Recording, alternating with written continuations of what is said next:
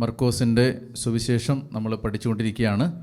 നമ്മൾ കഴിഞ്ഞ ക്ലാസ്സിൽ കണ്ടത് മർക്കോസിൻ്റെ സുവിശേഷം 1-ാം അധ്യായത്തിൻ്റെ 34 വരെയുള്ള വാക്യങ്ങളാണ്.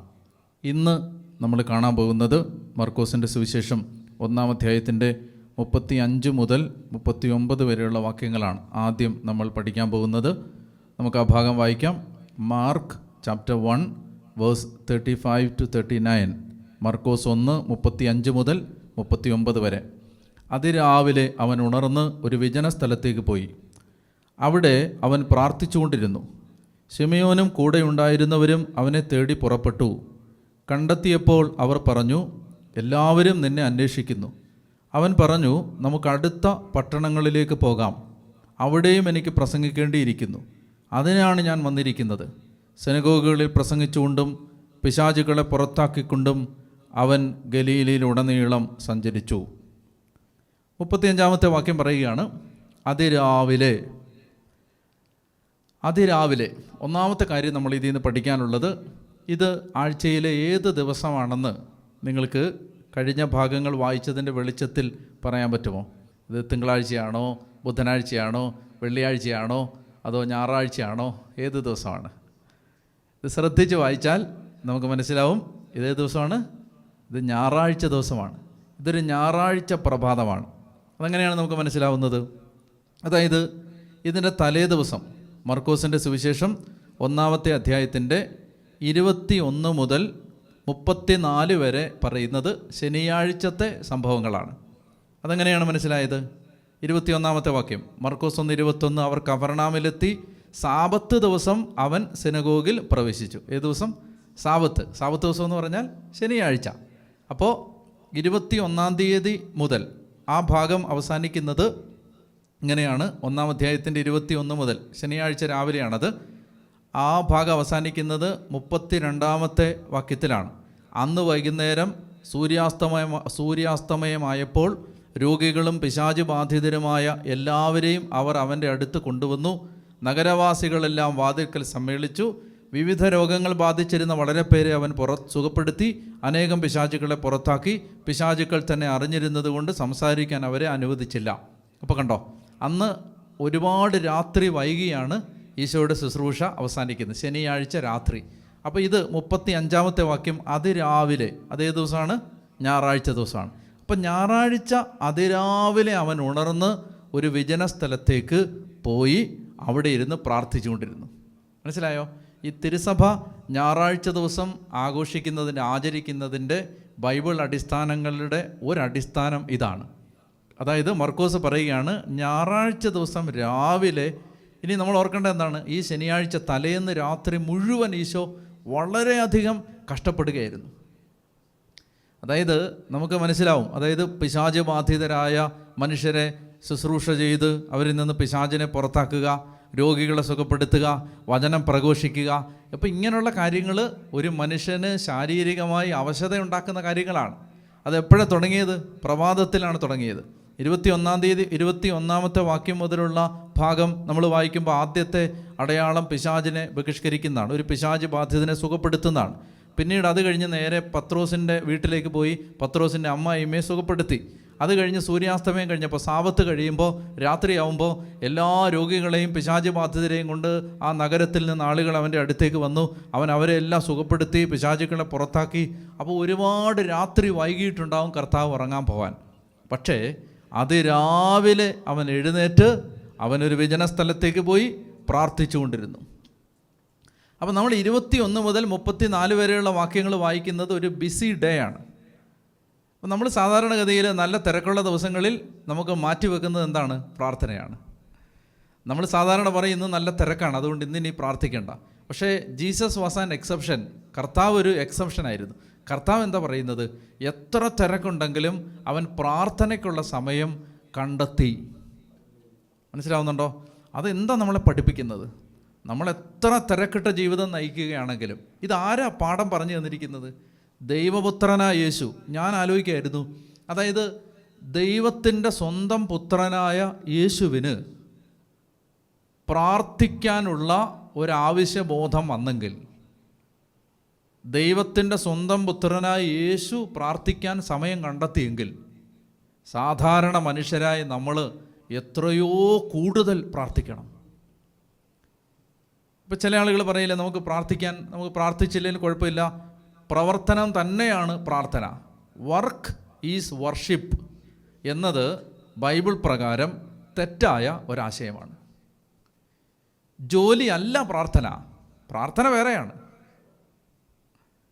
ഇപ്പം നമ്മൾ രാവിലെ മുതൽ വൈകിട്ട് വരെ കഷ്ടപ്പെടുകയല്ലേ, അപ്പോൾ അതുകൊണ്ട് പ്രാർത്ഥിക്കാൻ പറ്റിയില്ല എന്ന് പറഞ്ഞാൽ അതൊരു കുറവായിട്ട് അംഗീകരിക്കണം. എനിക്ക് പ്രാർത്ഥിക്കാൻ പറ്റിയില്ല, പ്രാർത്ഥിക്കേണ്ടതായിരുന്നു.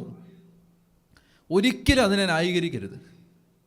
ഒരിക്കലും എനിക്ക് പ്രാർത്ഥിക്കാൻ, ഞാൻ ഒരുപാട് തിരക്കായതുകൊണ്ടാണ് പ്രാർത്ഥിക്കാൻ പറ്റാത്തതെന്ന് പറയരുത്. ഇവിടെ ദൈവപുത്രനായ, സാക്ഷാൽ ദൈവപുത്രനായ യേശുക്രിസ്തു തന്നെ ഇത്രയും തിരക്കിട്ട ഒരു രാത്രിയുടെ ഒടുവിൽ അതിരാവിലെ എഴുന്നേറ്റ് പ്രാർത്ഥിക്കുന്നതായി ദൈവത്തിൻ്റെ വചനം പറയുകയാണ്. അപ്പം നമ്മൾ സഹോദരങ്ങളെ, നമ്മൾ എത്രമാത്രം കൂടുതലപ്പോൾ പ്രാർത്ഥിക്കണം. നമ്മളൊരു ദൈവ ശുശ്രൂഷയിൽ ഏർപ്പെട്ടിരിക്കുന്നവർ പ്രത്യേകിച്ച് എത്രമാത്രം നമ്മൾ പ്രാർത്ഥിക്കാൻ സമയം കണ്ടെത്തണം. അതുകൊണ്ടാണ് കർത്താവ് പറഞ്ഞത്, ഗത്സമൻ തോട്ടത്തിൽ വെച്ച് തളർന്നുറങ്ങുന്ന ശിഷ്യന്മാരെ നോക്കിക്കൊണ്ട് കർത്താവ് യേശുമിശിഹാ പറഞ്ഞു, ആത്മാവ് സന്നദ്ധമാണ്, പക്ഷെ ശരീരം ബലഹീനമാണ്. പ്രലോഭനങ്ങളിൽ അകപ്പെടാതിരിക്കാൻ ഉണർന്നിരുന്ന് പ്രാർത്ഥിക്കുവിൻ. മറ്റൊരിടത്ത് കർത്താവ് പറഞ്ഞു, പ്രാർത്ഥനയും ഉപവാസവും കൊണ്ടല്ലാതെ ഈ വർഗം പുറത്തു പോവില്ല. അപ്പോൾ ഈ ഭാഗത്ത് നീ അതിരാവിലെ എന്ന് പറയുന്ന ആ ആദ്യത്തെ ആ വാക്കിൽ നിന്ന് തന്നെ നമുക്ക് കിട്ടുന്നത് എത്രയോ വിലപ്പെട്ടൊരു പാഠമാണ്. മനസ്സിലാവുന്നില്ലേ? കർത്താവ് ഈശോ മിശിഹാ തന്നെ. നിങ്ങളെന്നാലോചിച്ച് നോക്ക്. അതായത് ഈശോയ്ക്ക് സത്യം പറഞ്ഞാൽ പ്രാർത്ഥിക്കേണ്ട ആവശ്യമുണ്ടോ? പിതാവുമായി ഗാഢബന്ധം പുലർത്തുന്ന പുത്രനാണ്. പ്രാർത്ഥന എന്ന് പറഞ്ഞാൽ എന്താ? പ്രാർത്ഥന എന്ന് പറഞ്ഞാൽ ദൈവവുമായിട്ടുള്ള, പിതാവുമായിട്ടുള്ള ബന്ധമല്ലേ? ആ പിതാവുമായിട്ട് 24 അവേഴ്സും 24 മണിക്കൂറും ഒരു നിമിഷം പോലും വിട്ടുപിരിയാത്ത ഒരാത്മബന്ധത്തിൻ്റെ ചരട് കൊണ്ട് പിതാവുമായി തന്നെ കൂട്ടിക്കെട്ടിയിരിക്കുന്ന കർത്താവ് ഈശോ മിശിഹാ സത്യം പറഞ്ഞാൽ പ്രാർത്ഥിക്കേണ്ട ആവശ്യമുണ്ടോ? പക്ഷേ ഈശോ പ്രാർത്ഥിക്കാൻ സമയം കണ്ടെത്തി. അതെന്തുകൊണ്ടാണ്? കർത്താവ് അപ്പസ്തോലന്മാർക്ക് നമുക്ക് ഒരു മാതൃക കാണിച്ചു തരികയാണ്. എത്രമാത്രം നമ്മൾ പ്രാർത്ഥിക്കണം, എത്രമാത്രം നമ്മൾ പ്രാർത്ഥിക്കാൻ സമയം കണ്ടെത്തണം. അതാണ് ഇവിടുന്ന് കിട്ടുന്ന ഒരു പാഠം. 21-ാമത്തെ വാക്യം മുതൽ 34-ാമത്തെ വാക്യം വരെ വളരെ തിരക്കിട്ട ഒരു ദിവസമാണ്. അത് നിങ്ങൾ ശരിക്കും മനസ്സിലാക്കിക്കോണം. 21 മുതൽ 28 വരെ പിശാചുക്കളെ ബഹിഷ്കരിക്കുകയാണ്, അശുദ്ധാത്മാക്കളെ പുറത്താക്കുകയാണ്. 29 മുതൽ ഇനി 32 വരെ ശിമയോൻ്റെ വീട്ടിൽ ചെന്ന് സുഖപ്പെടുത്തുകയാണ് അമ്മായിമ്മേ. അതിനുശേഷം സൂര്യാസ്തമയമായപ്പോൾ വൈകുന്നേരം ആയപ്പോഴേക്കും ഒരുപാട് പിശാച് ബാധിതരിൽ നിന്ന് പിശാചുകളെ പുറത്താക്കുന്നു, രോഗികളെ സുഖപ്പെടുത്തുന്നു. അങ്ങനെ അനേക ആളുകൾ, 100 കണക്കിന് ആളുകൾക്ക് ശുശ്രൂഷ ചെയ്തിട്ടാണ് കർത്താവ് ഈശോ മിശിഹാ അന്ന് ആ സമയത്ത് എപ്പോഴോ ഉറങ്ങിയിട്ട് അതിരാവിലെ എഴുന്നേറ്റ് അവനൊരു വിജന സ്ഥലത്തേക്ക് പോയി മാറിയിരുന്ന് പ്രാർത്ഥിച്ചുകൊണ്ടിരുന്നു. ഇതാണ് അവിടെ നിന്ന് കിട്ടുന്ന ഒന്നാമത്തെ പാഠം. രണ്ടാമത്തെ പാഠം, പിന്നെ ഞാൻ പറഞ്ഞല്ലോ, ഇത് ഞായറാഴ്ച ദിവസമാണ്. ഞായറാഴ്ച ദിവസങ്ങളിൽ ദൈവത്തെ ആരാധിക്കണം എന്നതിൻ്റെ ഒരു ബൈബിൾ സൂചനയാണിത്. അതിരാവിലെ എഴുന്നേറ്റ് ഞായറാഴ്ച കർത്താവിനെ ആരാധിക്കണം. മനസ്സിലായില്ലേ? മാത്രമല്ല, രാവിലെ എഴുന്നേറ്റ് പ്രാർത്ഥിക്കുന്നത് ഒരു പ്രത്യേക അഭിഷേകമാണ്. അതിരാവിലെ ദിവസത്തിലെ മറ്റൊരു സമയത്തും കിട്ടാത്ത ഒരു അനുഗ്രഹം പ്രഭാതത്തിൽ കിട്ടുമെന്ന് പറയുന്ന പുസ്തകമാണ് ബൈബിൾ.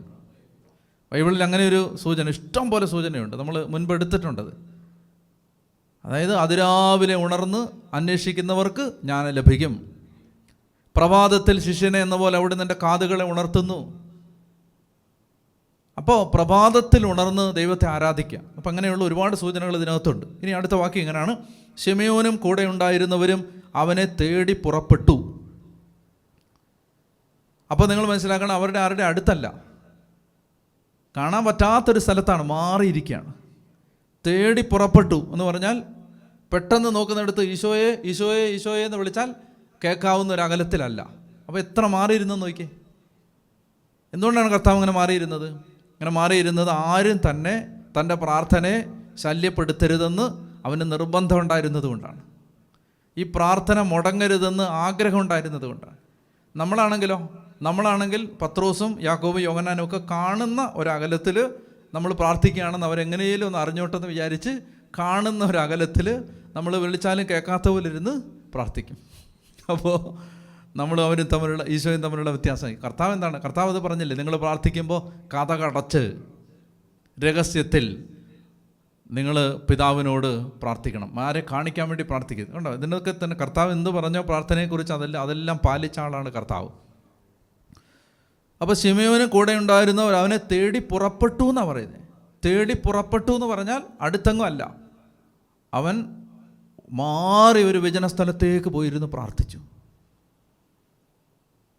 കണ്ടോ? രാവിലെ ഇവരെ ആരെയും ഉണർത്താതെ അങ്ങ് ദൂരെ മാറി ഒരിടത്തിരുന്ന് പ്രാർത്ഥിച്ചു. പത്രോസും മറ്റ് ശിഷ്യന്മാരും യേശുവിനെ അന്വേഷിച്ച് തേടി പുറപ്പെട്ട് കണ്ടെത്തി. ദൂരെ എവിടെ വെച്ച് കണ്ടെത്തി കഴിഞ്ഞപ്പോൾ അവരുടെ അകത്ത് കിടക്കുന്നത് പ്രാർത്ഥിക്കണമെന്നുള്ള സാധനമല്ല, മറിച്ച് അവർ പറയുകയാണ്, എല്ലാവരും നിന്നെ അന്വേഷിക്കുകയാണ്. എന്തുകൊണ്ടാണ് അങ്ങനെ പറയുന്നത്? എല്ലാവരും നിന്നെ അന്വേഷിക്കുകയാണ്. എന്തിനാ അങ്ങനെ പറഞ്ഞേ?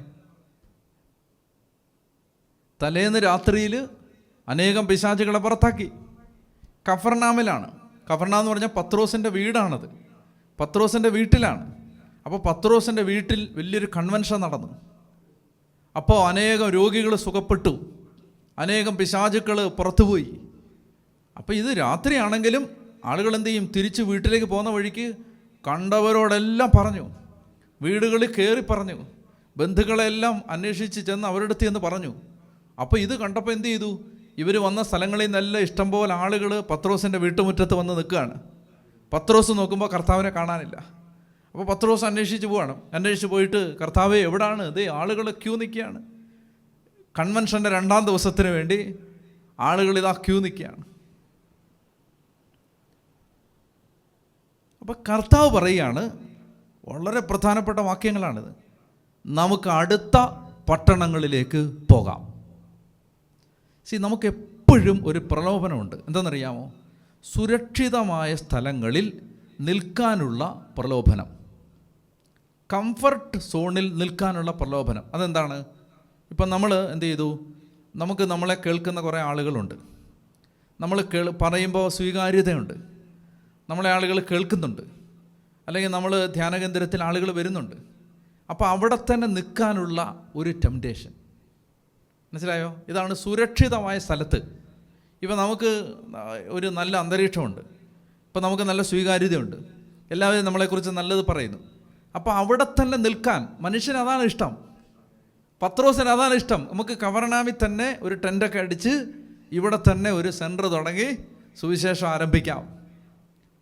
കർത്താവ് ഈ പ്രലോഭനത്തെ തോൽപ്പിക്കുകയാണ്. കർത്താവ് പറയുകയാണ്, ഞാനിങ്ങനെ ഒരു സ്ഥലത്ത് സുരക്ഷിതമായിട്ട് ജീവിക്കാനുള്ള ആളല്ല, എനിക്ക് അടുത്ത സ്ഥലത്തേക്ക് പോകണം, എനിക്ക് അടുത്ത പട്ടണത്തിലേക്ക് യാത്ര ചെയ്യേണ്ടിയിരിക്കുന്നു, എനിക്ക് അവിടെയും സുവിശേഷം പ്രസംഗിക്കേണ്ടിയിരിക്കുന്നു, അതിനാണ് ഞാൻ വന്നിരിക്കുന്നത്. മനസ്സിലായില്ലേ? ഇപ്പം ഞാനൊരു അച്ഛനാണ്. അപ്പോൾ എനിക്കൊരു സ്ഥലത്ത് പിതാവിനെ അപ്പോയിൻ്റ് ചെയ്തു, ഞാൻ അവിടെ ഇങ്ങനെ ജീവിക്കുന്നു. ഇവിടുന്ന് മാറാതിരിക്കാൻ എനിക്കൊരു പ്രലോഭനമുണ്ട്. മനസ്സിലായില്ലേ? ഇവിടുന്ന് മാറാൻ പറഞ്ഞാൽ, എവിടേക്കെങ്കിലും പോകാൻ പറഞ്ഞാൽ, വേറെ എന്തെങ്കിലും ചെയ്യാൻ പറഞ്ഞാൽ, ഈ സുരക്ഷിത താവളം വിട്ടുപോകാൻ മനുഷ്യന് മടിയാണ്. മനുഷ്യർക്ക് എല്ലാവർക്കും ഉണ്ടത്. അപ്പോൾ ഇവിടെ പക്ഷെ കർത്താവ് എന്താ പറയുന്നത്? സുവിശേഷം പ്രഘോഷിക്കാൻ നിയോഗം കിട്ടിയ ഒരാളുടെ ജീവിതത്തെ സംബന്ധിച്ച് അയാൾ എന്തും ചെയ്യാൻ, എവിടെയും പോവാൻ റെഡിയായിരിക്കണം, എന്തും ചെയ്യാൻ റെഡിയായിരിക്കണം. അപ്പം അങ്ങനെ പ്രത്യേകിച്ചൊരു കാര്യമില്ല. ഇപ്പം കഫർനാമിൽ മാത്രമേ ഞാൻ സുവിശേഷം പ്രസംഗിക്കൂ എന്ന് ഈശോയ്ക്ക് നിർബന്ധമില്ല. ഈശോ പറയാണ്, എനിക്ക് അടുത്ത പട്ടണത്തിലേക്ക് പോകണം. മനസ്സിലായില്ലേ? ഇനി എന്താണ് ഇവിടെ വന്ന് ശിമയോൻ്റെ സ്വരം എന്താ പറയുന്നത്? മനുഷ്യരെന്താ പറയുന്നത്? നീ ഇവിടെ തന്നെ നിൽക്ക്, അങ്ങനല്ലേ പറയൂ? ഇപ്പോൾ അഭിഷേകമുള്ള ഒരാളെ കണ്ടുമുട്ടിയാൽ ആളുകൾ എന്ത് പറയും? ഇവിടെ തന്നെ നിൽക്ക്, എവിടെയും പോവരുതെന്നല്ലേ പറയൂ? അങ്ങനെ പറയൂ. അപ്പം ഇതാരുടെ സ്വരമാണ്? ഇവിടെ തന്നെ നിൽക്കാൻ പറയുന്നത് ആരുടെ സ്വരമാണ്? മനുഷ്യൻ്റെ സ്വരമാണ്, അല്ലെ പത്രോസിൻ്റെ സ്വരമാണ്. എന്നാൽ ഇവിടെ നിൽക്കരുത്, അടുത്ത ഗ്രാമത്തിലേക്ക് പോകണം എന്ന് പറയുന്ന ആരുടെ സ്വരമാണ്? ദൈവത്തിൻ്റെ സ്വരമാണ്, അപ്പൻ്റെ സ്വരമാണ്. കേൾക്കണം, ഈ മനുഷ്യൻ്റെ സ്വരത്തെ യേശുവിനെ പരാജയപ്പെടുത്താൻ പറ്റിയത് അതിരാവിലെ എഴുന്നേറ്റ് അപ്പൻ്റെ സ്വരം കേട്ടോണ്ടാണ്. പിടികിട്ടിയോ? എന്തിനാ ഈ രാവിലെ പ്രാർത്ഥിച്ചതെന്ന് മനസ്സിലായോ? അതായത് ഈ സുരക്ഷിത താവളങ്ങളിൽ ജീവിക്കാനുള്ള പ്രലോഭനത്തെ, മനുഷ്യൻ്റെ സ്വരത്തെ, അത് വെച്ച് നീട്ടിയ പ്രലോഭനത്തെ നേരിടാനുള്ള ശക്തി സുവിശേഷകർക്ക് കിട്ടുന്നത് പ്രാർത്ഥനാ ജീവിതത്തിലൂടെയാണ്. ഇപ്പോൾ പ്രാർത്ഥിക്കാത്തൊരു വ്യക്തിയാണെങ്കിൽ മനുഷ്യർ പറയുന്നതെല്ലാം ശരിയാന്ന് തോന്നും. ഇത് ശരിയല്ലേ പത്രോസ് പറഞ്ഞത്? കാരണം ഇത്ര ആൾ വരികയല്ലേ, ഇത്ര ആൾ വരികയാണ്, ഇത്ര ആൾ കേൾക്കുകയാണ്, ഇത്രയും പേർക്ക് സൗഖ്യം കിട്ടുകയാണ്. ഇതൊക്കെ നല്ല കാര്യമല്ലേ? ഞാൻ പറയുന്നത് ഈ ശിമയോൻ പറഞ്ഞൊക്കെ കറക്റ്റല്ലേ? മനുഷ്യൻ്റെ ലോജിക്കനുസരിച്ച് കറക്റ്റല്ലേ? കൃത്യമായിട്ട് കറക്റ്റാണ് ഇതെല്ലാം. മനുഷ്യർ ആൾ വരുന്നുണ്ട്, ഇവിടെ താമസിക്കണം, ഇവിടെ ആകുമ്പോൾ ഒരു വീടുണ്ട്, ഭക്ഷണം തരാനൊക്കെ ആളുണ്ട്, അമ്മായിമ്മ റെഡിയായിട്ട് നിൽക്കുകയാണ്, സുഖപ്പെട്ടതിന് ശേഷം ജ്യൂസൊക്കെ കൊണ്ട് തരാൻ വേണ്ടി എല്ലാം റെഡിയാണ്. അപ്പോൾ ആ സ്ഥിതിക്ക് ഇതല്ലേ നല്ലത്? വെറുതെ ഈ വെയിലും കൊണ്ട് ഭക്ഷണം ഇല്ലാതെ അലഞ്ഞു നടക്കണോ ഈ കോവിഡ് കാലത്ത്? ഹ്യൂമൻ വോയിസാണ് മനുഷ്യൻ്റെ സ്വരം. മനുഷ്യൻ്റെ സ്വരം ലോജിക്കലി കറക്റ്റാണ്, പക്ഷേ ദൈവഹിതം ആവണമെന്നില്ല. ദൈവത്തിൻ്റെ ഹിതം ഒരു പ്രാർത്ഥനാ മനുഷ്യൻ തിരിച്ചറിയുന്നത് പ്രയർ റൂമിലാണ്. അതുകൊണ്ടാണ് ഈ പ്രാർത്ഥിക്കണമെന്ന് പറയുന്നത്. പ്രാർത്ഥിച്ചാലേ ദൈവസ്വരം അറിയൂ. ഇപ്പോൾ ഈ വ്യത്യാസം കണ്ടോ? അല്ലെങ്കിൽ എന്ത് ചെയ്യും? നമ്മൾ സാധാരണ പ്രാർത്ഥിക്കാത്തൊരു മനുഷ്യനാണെങ്കിൽ ശിമയോൻ പറയുന്നത് ശരിയല്ലേ, അവിടെ നമ്മളൊരു സെൻറ്റർ തുടങ്ങും. ഹല്ലേലൂയ. അപ്പോൾ അതുകൊണ്ട് മനുഷ്യൻ്റെ സ്വരത്തെ പരാജയപ്പെടുത്താൻ കർത്താവിന് സാധിച്ചത് ദൈവത്തിൻ്റെ സ്വരം വിജനപ്രദേശത്തിരുന്ന് പ്രാർത്ഥിച്ചപ്പോൾ കേട്ടതുകൊണ്ടാണ്. ഇനി അടുത്തത്, അപ്പോൾ 37-ാമത്തെ വാക്യം, കണ്ടെത്തിയപ്പോൾ അവർ പറഞ്ഞു, എല്ലാവരും നിന്നെ അന്വേഷിക്കുന്നു. അവൻ പറഞ്ഞു, നമുക്ക് അടുത്ത പട്ടണങ്ങളിലേക്ക് പോകാം, അവിടെയും എനിക്ക് പ്രസംഗിക്കേണ്ടിയിരിക്കുന്നു, അതിനാണ് ഞാൻ വന്നിരിക്കുന്നത്. അടുത്ത വാക്യം 39-ാമത്തെ വാക്യം, സിനഗോഗുകളിൽ പ്രസംഗിച്ചുകൊണ്ടും പിശാചുക്കളെ പുറത്താക്കിക്കൊണ്ടും അവൻ ഗലീലയിലുടനീളം സഞ്ചരിച്ചു. അതായത് 2 ശുശ്രൂഷ കർത്താവ് ചെയ്തെന്ന് അവിടെ പറയുന്നത്. ഒന്ന് പ്രസംഗിച്ചു, 2 പിശാചുക്കളെ ബഹിഷ്കരിച്ചു. പ്രസംഗിച്ചു, ബഹിഷ്കരിച്ചു. പ്രസംഗിച്ചു, പിശാചുക്കളെ പുറത്താക്കി. എന്നിട്ട് ഗലീലയിലുടനീളം ചുറ്റി സഞ്ചരിച്ചു. പ്രസംഗിക്കുമ്പോൾ പിശാചുക്കൾ പുറത്താക്കപ്പെടും. മനസ്സിലാവുന്നുണ്ടോ? പിശാചുക്കളെ ഈശോ പുറത്താക്കി. അത് പിശാചുക്കളെ പുറത്താക്കുന്നതിന് മുമ്പ് എന്ത് ചെയ്തു? പ്രസംഗിച്ചു. അത് നമ്മളിങ്ങനെ ആവർത്തിച്ചിനി കാണാൻ പോവാണ്. ഈ പ്രസംഗത്തിന്, സുവിശേഷ പ്രഘോഷണത്തിന് ഒരു മനുഷ്യനിൽ വരുത്താൻ പറ്റുന്ന മാറ്റം വലുതാണ്. സുവിശേഷ പ്രഘോഷണത്തിന് ഒരു മനുഷ്യനിൽ വരുത്താൻ പറ്റുന്ന മാറ്റം വലുതാണ്. അപ്പോൾ പ്രസംഗിച്ചു, പിശാചുകളെ പുറത്താക്കി. അങ്ങനെ ഗലീലയിലുടനീളം ചുറ്റി സഞ്ചരിച്ചു. കണ്ണുകളടച്ച് പ്രാർത്ഥിക്കാൻ. കർത്താവേ, ഈ വചനത്തിലൂടെ അവിടുന്ന് ഞങ്ങൾക്ക് തന്ന വെളിച്ചങ്ങളെ, ബോധ്യങ്ങളെ ഓർത്ത് നന്ദി പറയുന്നു. ഈ വചനം സ്വീകരിക്കാനും അനുസരിക്കാനുമുള്ള കൃപ കർത്താവെ ഞങ്ങൾക്ക് അങ്ങ് തരണമേ. പരിശുദ്ധ അമ്മയോട് ചേർന്ന് ഞങ്ങൾ അങ്ങേക്ക് നന്ദി പറയുന്നു. പിതാവിൻ്റെയും പുത്രൻ്റെയും പരിശുദ്ധാത്മാവിൻ്റെയും നാമത്തിൽ ആമേൻ.